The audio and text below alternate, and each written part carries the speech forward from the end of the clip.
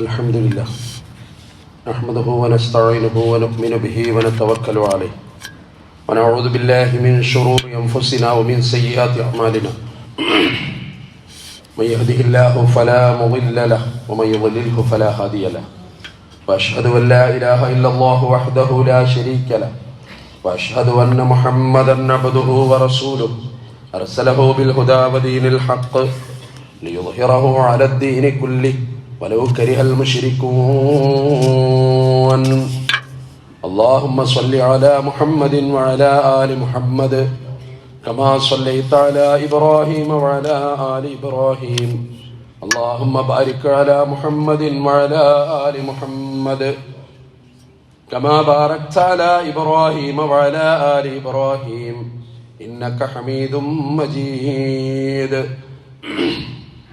أما بعد فإن خير الحديث كتاب الله وخير الهدي هدي محمد صلى الله عليه وسلم وشر الأمور محدثاتها وكل محدثة بدعة وكل بدعة ضلالة أيها الإخوان والأخوات أوصيكم وإياي أولا بتقوى الله يا أيها الذين آمنوا اتقوا الله حق تقاته ولا تموتن إلا وأنتم مسلمون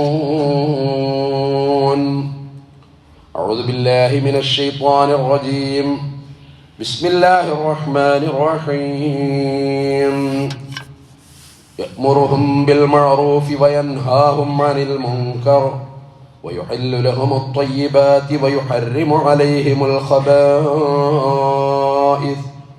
ويضع عنهم مصرهم والأغلال التي كانت عليهم فالذين آمنوا به وعزروه ونصروه واتبعوا النور الذي أنزل معه أولئك هم المفلحون.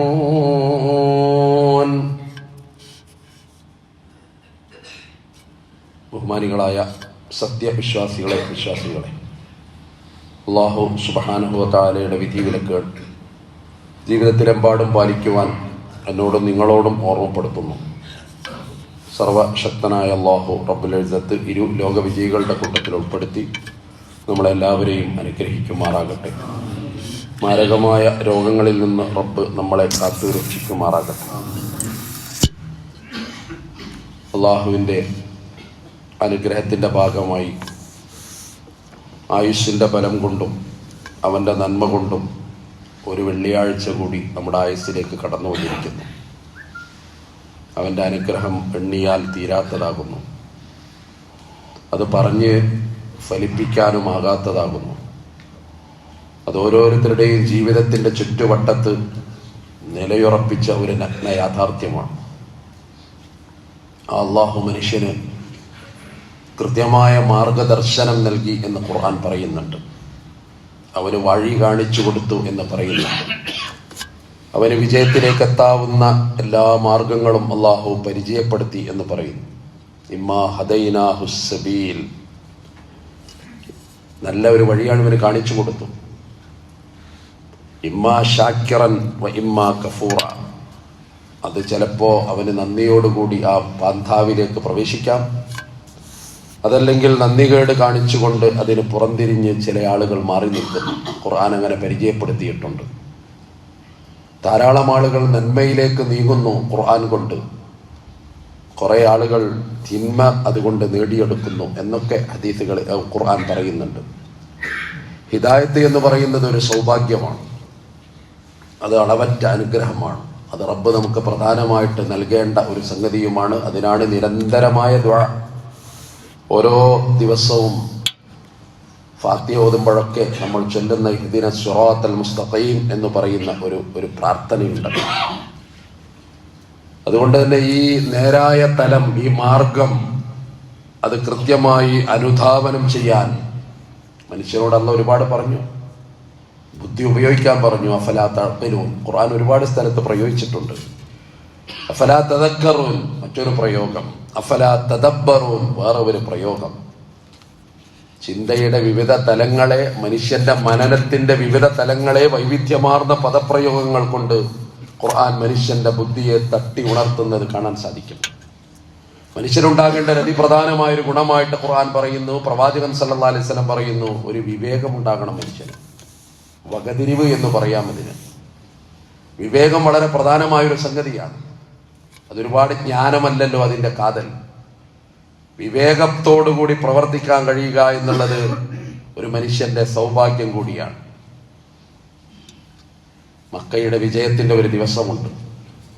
ആട്ടിയോടിക്കപ്പെട്ട മക്കയിലേക്ക് പ്രവാചകൻ സല്ലല്ലാഹു അലൈഹി വസല്ലം തിരിച്ചു വന്ന ഒരു ദിവസമുണ്ട്.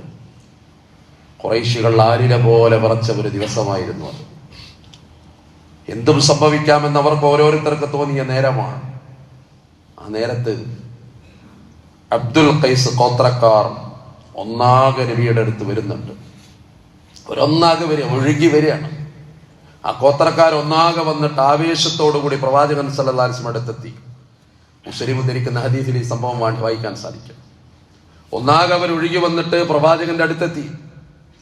അവരെല്ലാവരും കൂടി ബൈഅത്ത് ചെയ്യുന്നു ആവേശപൂർവ്വം. പ്രവാചകൻ അവരോട് ചോദിച്ചു, നിങ്ങളുടെ ഗോത്രത്തിലുള്ള മുഴുവൻ ആളുകൾക്കും വേണ്ടിയാണോ നിങ്ങൾ ബൈഅത്ത് ചെയ്യുന്നത്?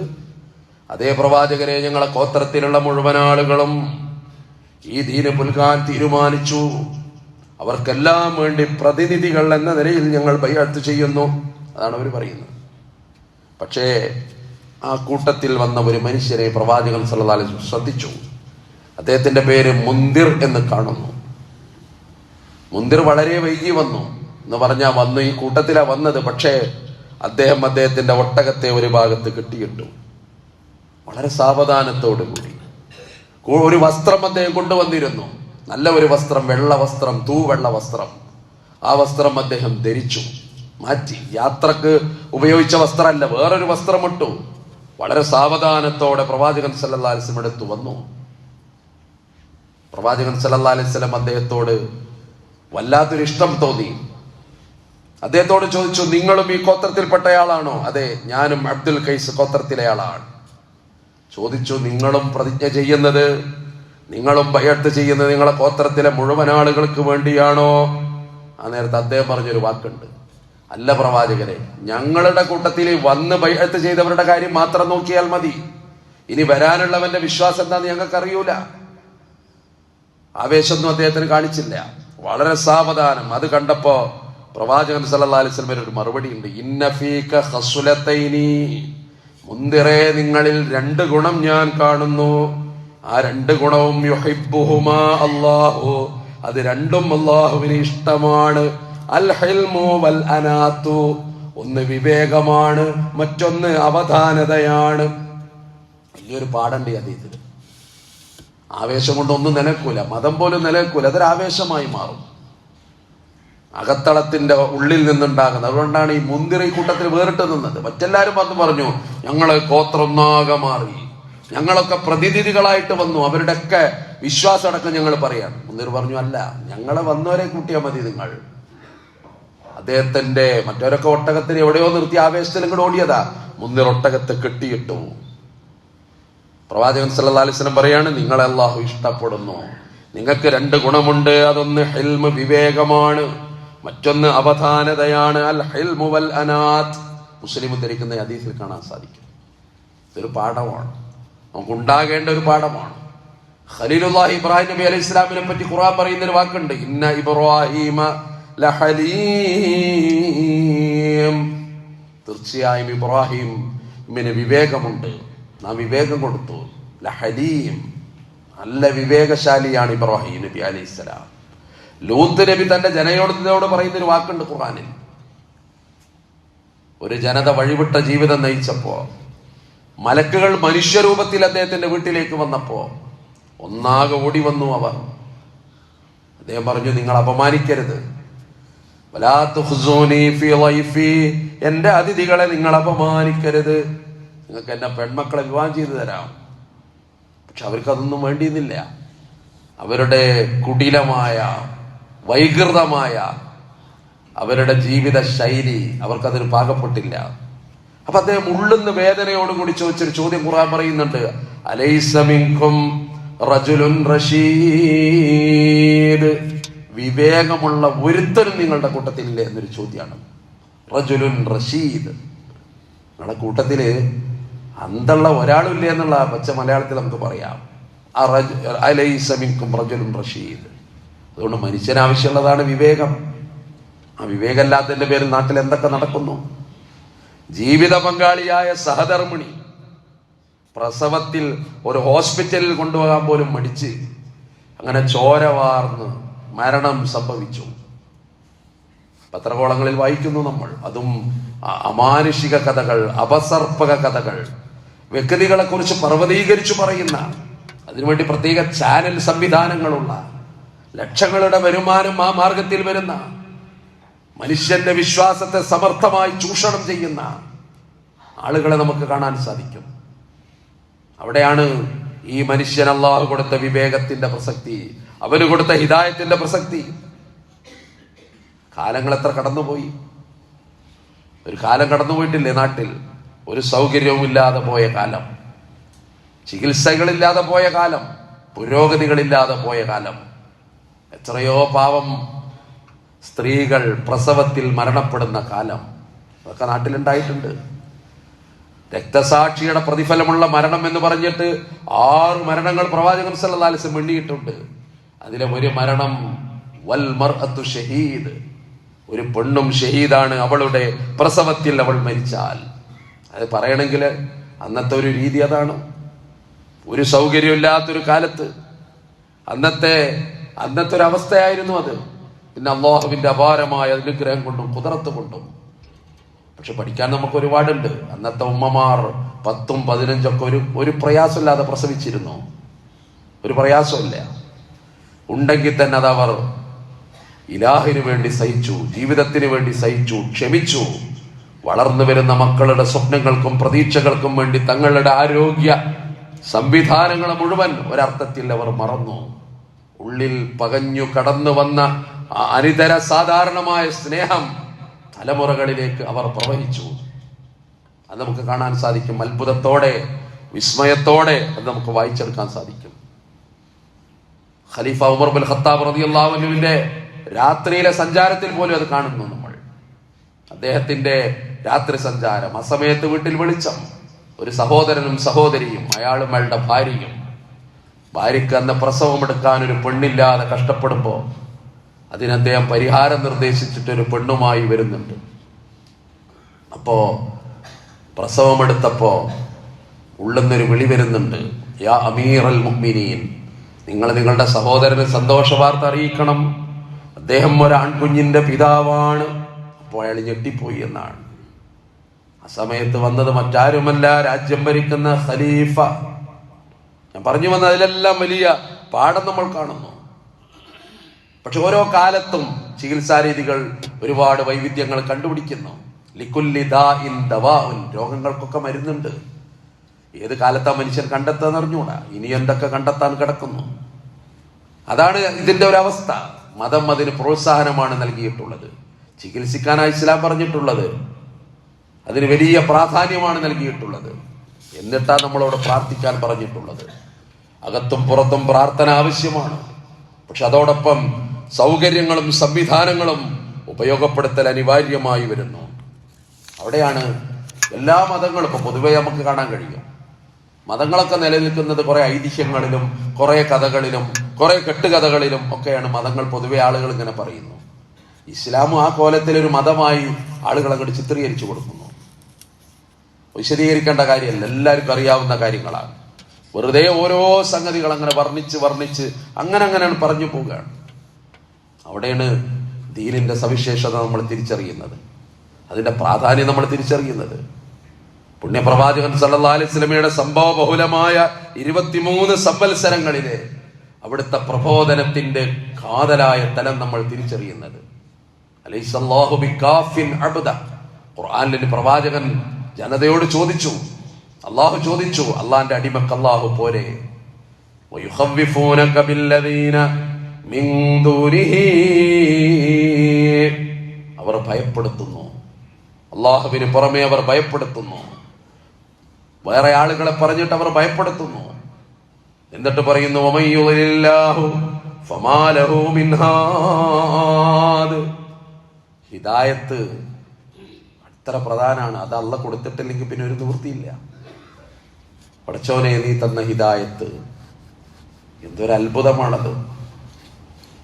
ഖന്തക്കിന്റെ കടങ്ങ് കീറുന്ന ഒരു നേരത്ത് പോലും ഹിദായത്തുമായി ബന്ധപ്പെട്ട് അബ്ദുല്ലാഹ് ബിൻ റവാഹയുടെ മനോഹരമായ കാവ്യശകലം പ്രവാചകൻ സല്ലല്ലാഹു അലൈഹി വസല്ലം ഉദ്ധരിച്ചത് ഹദീസുകളിൽ കാണാം. അല്ലാഹുമ്മ ലൗലാ അൻത മഹ്തദൈനാ വലാ തസദ്ദഖ്നാ വമാ സ്വല്ലൈനാ. അതുകൊണ്ടാ ഹിദായത്തിന് വേണ്ടി ദുആ, അതിനു വേണ്ടി ജീവിതം, അത് അനുഗ്രഹമായി കിട്ടണം. അതെല്ലാവർക്കും കിട്ടിക്കൊള്ളുന്നില്ല. അവിടെയാണ് കറകളഞ്ഞ വിശ്വാസം, യഥാർത്ഥമായ വിശ്വാസം. ജീവിതത്തിൽ മനുഷ്യന് പരീക്ഷണങ്ങൾ ഉണ്ടാകും, രോഗങ്ങൾ ഉണ്ടാകും, ഒരു സംശയവും വേണ്ട. അയ്യൂബ് നബി അലൈഹി ഇസ്ലാമിനെ മാരകമായ രോഗം കൊണ്ട് പരീക്ഷിച്ചത് ഖുർആൻ നമ്മളോട് പറയുന്നുണ്ട്. റബ്ബേ, എനിക്ക് വിഷമം പിടിപെട്ടു, എനിക്ക് പ്രയാസം പിടിപെട്ടു. പക്ഷെ വിശ്വാസി എന്താന്നുള്ള അടുത്ത വരിയിൽ ബോധ്യപ്പെടും. ഒരു വിഷമം വന്നപ്പോ, ഒരു പ്രയാസം വന്നപ്പോ, ഒരു തകർച്ച വന്നപ്പോ,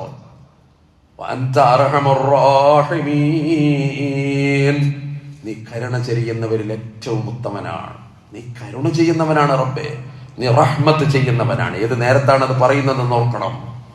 എല്ലാം തകർന്നു പോയ, കുടുംബാംഗങ്ങൾ അകന്നു പോയ, പൂർണ്ണമായ ഒറ്റപ്പെടൽ ജീവിതത്തിൽ അനുഭവിച്ച ഒരു പ്രത്യേക സാഹചര്യത്തിൽ ഒരു പ്രവാചകന്റെ ചുണ്ടിൽ നിന്ന് അല്ലാഹു പുറത്തു കൊണ്ടുവന്ന വാക്കാണത്.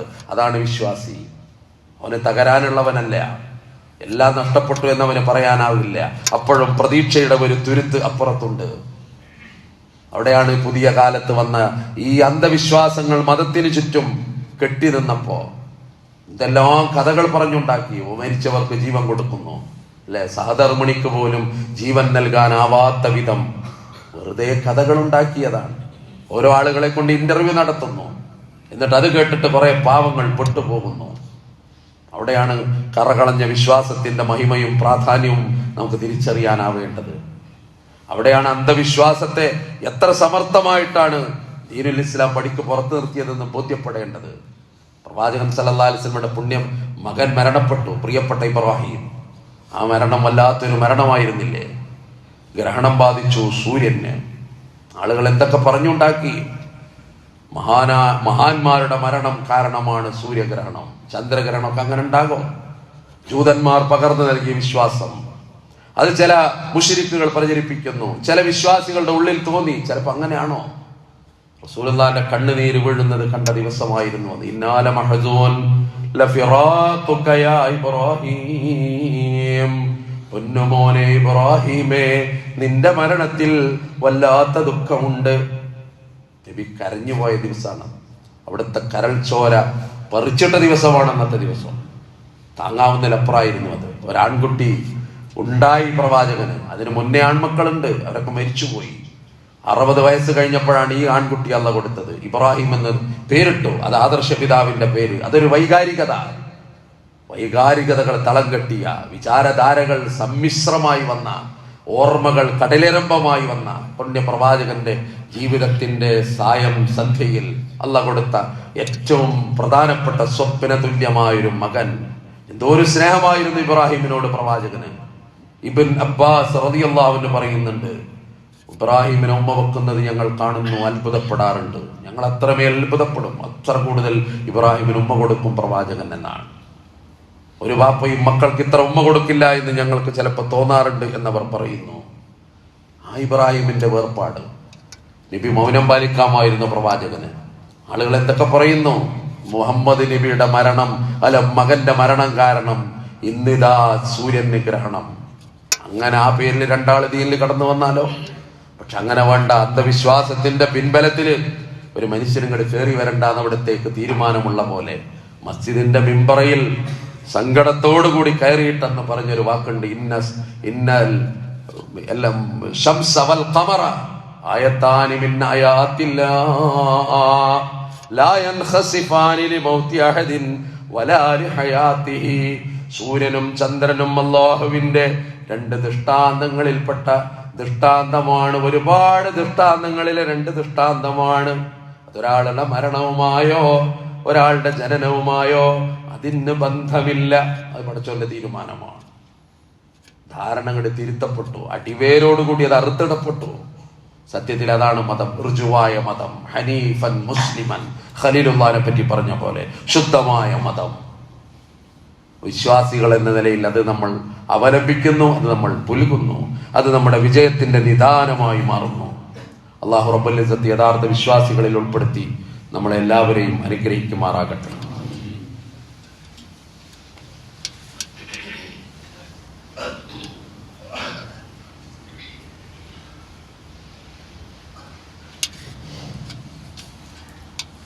അൽഹംദുലില്ലാഹി റബ്ബിൽ ആലമീൻ വസ്സലാത്തു വസ്സലാമു അലാ അഷ്റഫിൽ മുർസലീന വഅലാ ആലിഹി വസഹ്ബിഹി അജ്മഈൻ.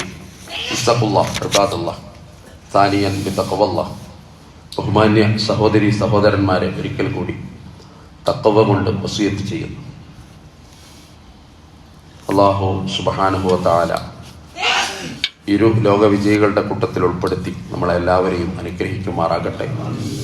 ഒരുപാട് പ്രിയപ്പെട്ട ആളുകൾ പോയ വാരം നമ്മളോട് വിട പറയുന്നു. അവരുടെ ഖബർ ജീവിതം അല്ലാഹു സ്വർഗ്ഗതുല്യമാക്കി കൊടുത്ത് അനുഗ്രഹിക്കുമാറാകട്ടെ. നമുക്കൊക്കെ അറിയാവുന്നതുപോലെ മങ്കടയിലെ അബൂബക്കർ ഹാജിയുടെ ഭാര്യ സൈനബ എന്നവർ കഴിഞ്ഞ ദിവസമാണ് വിട പറഞ്ഞു പോയത്. പ്രിയങ്കരനായ എൻ്റെ സുഹൃത്ത് സലാം സാഹിബിൻ്റെ മാതാവ് കൂടിയാണ്. അവരുടെ ഖബർ ജീവിതം അല്ലാഹു സ്വർഗ്ഗതുല്യമാക്കി കൊടുത്ത് അനുഗ്രഹിക്കുമാറാകട്ടെ. പാപങ്ങളെല്ലാം അല്ലാഹു പുറത്ത് മാപ്പാക്കി കൊടുക്കുമാറാകട്ടെ. ജീവിതത്തിൽ നിന്ന് അങ്ങനെ ഓരോ പ്രിയപ്പെട്ടവർ കടന്നു പോകുമ്പോൾ അതൊരു ഓർമ്മയും ഒരു പാഠവുമാണ്. നമ്മളും അങ്ങനെ പോകാനുള്ളവരാണ് എന്നുള്ള ഒരു ബോധ്യം കൂടിയാണ്. സത്യത്തിൽ അതുകൊണ്ടായിരിക്കണം മയ്യത്ത് നമസ്കാരത്തിൽ പങ്കെടുത്താൽ നിങ്ങൾക്ക് ഒരു ഖിറാത്ത് പ്രതിഫലം എന്ന് കാണുന്നു. ജനാസ സംസ്കരണത്തിൽ അഥവാ ഖബറിലേക്ക് ഇറക്കുന്നതും അവിടെ തസ്ബീഹ് ചെല്ലുന്ന അങ്ങനെ കുറെ കാര്യങ്ങളുണ്ടല്ലോ, അതിനു കൂടി നിന്നാൽ നിങ്ങൾക്ക് 2 ഖിറാത്ത് പ്രതിഫലം. അവർ ചോദിച്ചു, വമൽ ഖിറാത്തു യാ റസൂലല്ലാഹ്, എന്താണ് നബിയെ ഖിറാത്ത്? മിസ്ല ജബൽ ഉഹദ്, ഉഹദ് മല പോലെ പ്രതിഫലം എന്ന് പറയുന്നു. അതിങ്ങനെ കാണുമ്പോൾ ഒരു ഓർമ്മയും വരും. ഇതുപോലെ പൊതിഞ്ഞ് ആളുകളൊക്കെ 4 ഭാഗം നിന്ന് നമ്മളെ മറക്കും എന്നുള്ള, അതോടുകൂടി തീർന്നുവല്ല. പിന്നെ ജീവിതത്തിൽ നമ്മൾ ചെയ്ത സുഹൃതങ്ങൾ മാത്രം കൂടെ വരുന്ന ഒരു അവസരമാണ്. അങ്ങനെയുള്ള നല്ലവരാകാൻ അള്ളാഹു നമുക്ക് തൗഫീഖ് നൽകി അനുഗ്രഹിക്കുമാറാകട്ടെ. നമുക്ക് ചുറ്റും ഈ പള്ളിയുടെ സമീപത്ത് ഒരുപാട് പ്രിയപ്പെട്ടവർ വിട പറഞ്ഞ് കിടക്കുന്നു. അള്ളാഹു അവരുടെ ഖബർ ജീവിതം സ്വർഗ്ഗതുല്യമാക്കി കൊടുത്ത് അനുഗ്രഹിക്കുമാറാകട്ടെ. അള്ളാഹു നമ്മുടെ മക്കളെ നല്ല മക്കളാക്കി തന്ന് അനുഗ്രഹിക്കുമാറാകട്ടെ. പാപങ്ങൾ അള്ളാഹു പുറത്ത് മാപ്പാക്കി തരുമാറാകട്ടെ.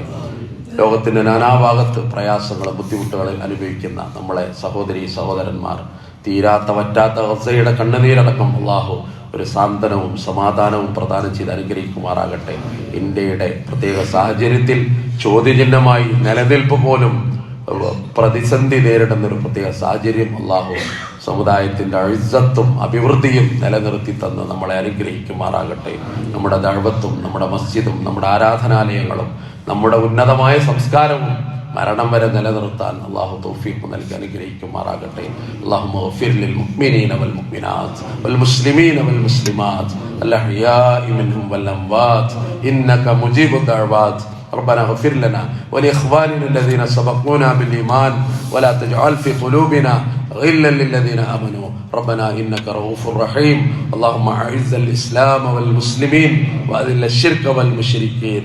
اللهم أجرنا من النار، اللهم أجرنا من النار، اللهم أجرنا من النار.